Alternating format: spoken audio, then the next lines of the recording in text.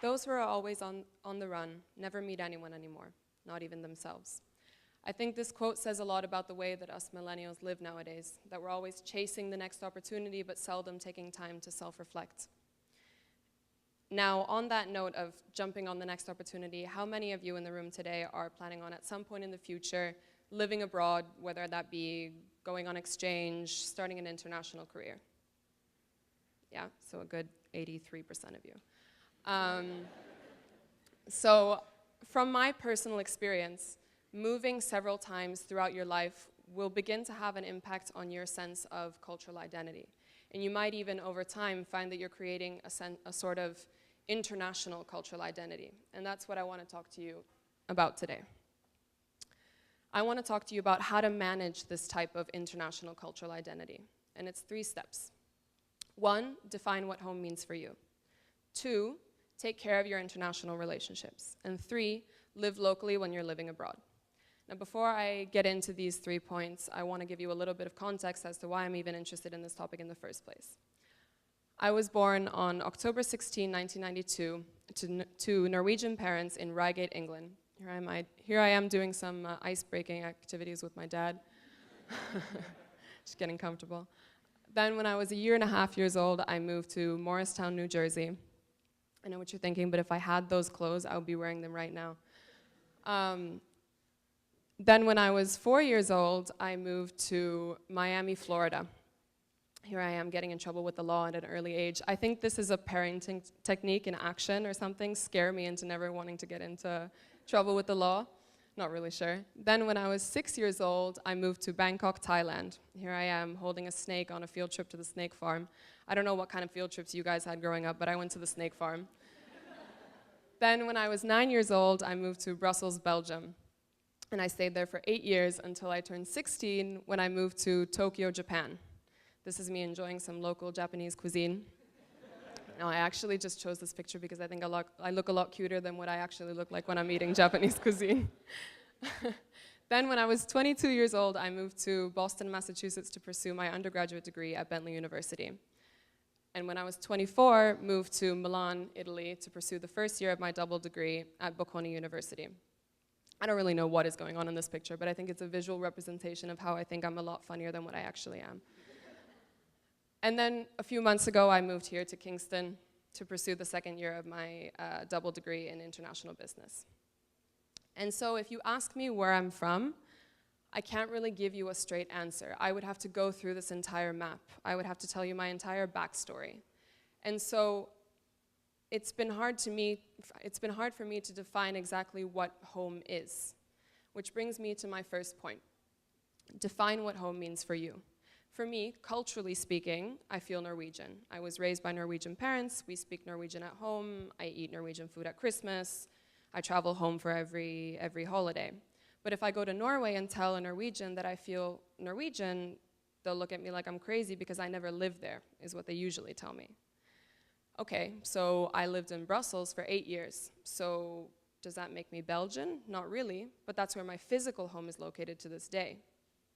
And so I've had to, over time, create my own definition of what home really is to me. To me, it's more just what it feels like in my heart. It can't really be explained, and it can't be defined by anyone else.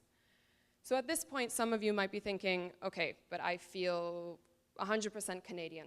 I was born and raised here in Canada. I don't understand how me pursuing an international career, for example, is really going to have an impact on me. So I considered that.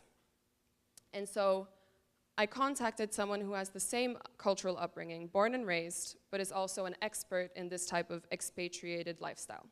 In other words, I called my mom.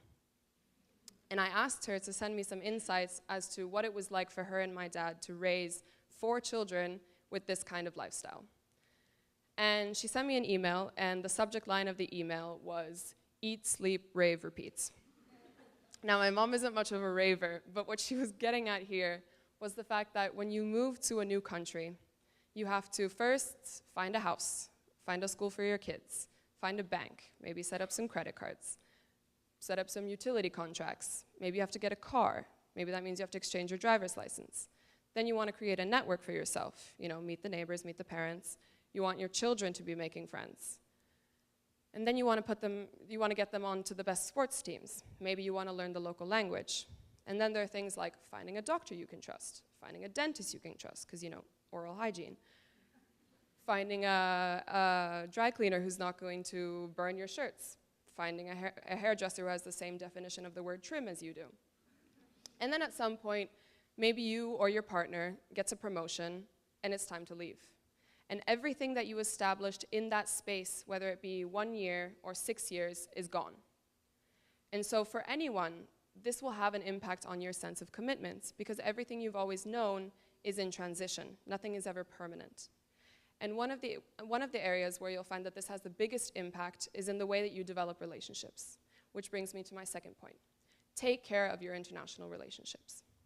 Now, the people that you meet along the way in the countries that you're living in are the most permanent connections that you will have to those places, and probably the only piece that you can take with you once you leave those places.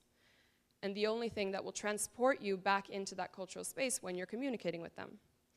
And of course, none of us have the time to communicate with all of the people that we've met along the way. That would be absolutely insane. But what I like to do sometimes is, as morbid as it might sound, I ask myself, if the world were to go under in a week, bear with me, who are the 10 people that you would want to spend that week with? And those are the people that mean the most to you. Those are the relationships that you should be taking care of. And now going back to this issue of a lack of commitment, I felt this very much so when I was living in Milan. And I didn't know how I was ever going to decide on a place to live in the future, because all I'd ever known was moving. And in the back of my head, I always thought, but at some point I'm probably going to leave, so how do I understand how to commit to anything? And so in order to kind of teach myself this type of commitment, I decided that the best thing that I could do was to, 3, live locally while I was living abroad. I could invest completely in all that was the space that I was living in during that time. And so for me, that meant finding other international friends who had the same goal of investing in everything that was Italy, which meant learning the language, getting a job, working in Italian, finding friends who were also Italian. And by the end of my time in Milan, I suddenly found myself fluent in Italian. I was working in one of the most quintessentially Italian companies, selling Italian food to Italian customers alongside Italian colleagues. And I had somehow even started to identify a little bit with the Italian culture. And I must have taken that with me when I came here to Kingston, because a few weeks ago, when I was making some homemade gnocchi with some of the Italian students here, I see you, still full to this day.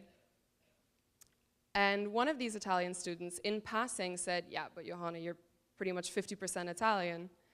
And we probably laughed it off and no one really thought much of it until a few days later when I realized, I did it. I've always wanted my identification with a foreign culture to be legitimized by someone from that culture. And so, as small of a piece as it might have been, I'd added a little piece to my international cultural identity. So it's manageable, this international cultural identity, if you define what home means for you, take care of your international relationships, and live locally when you're living abroad.